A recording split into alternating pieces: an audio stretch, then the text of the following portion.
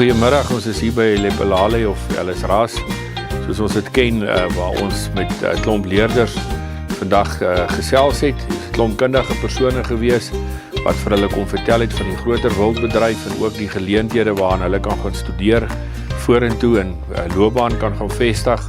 Ek dink die kinders het dit, of die leerders het dit baie interessant gevind.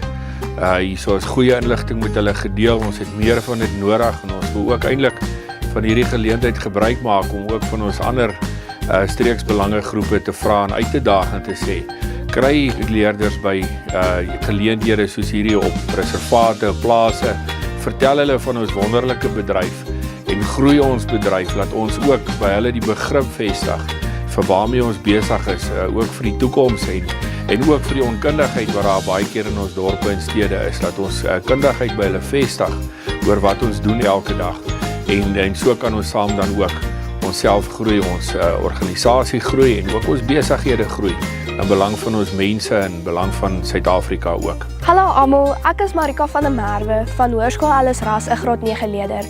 En ek het vandag geniet omdat ek die veearts gesien het hoe hy verskillende doses gebruik het om die diere soos te maak slaap sodat hulle na verskeie plekke vervoer te kan word en ook dat die veearts aan hulle kan werk om te kyk dat hulle gesond is en ensovoorts. Ek is Martin Strauch, 'n graad 9 leerder van Hoërskool Alice Ras.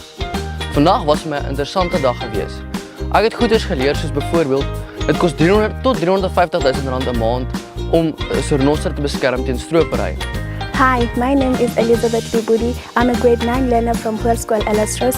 I really did enjoy my day in the Matlabas Game Reserve, and what I learned today is how it was very interesting to see how they captured the animals.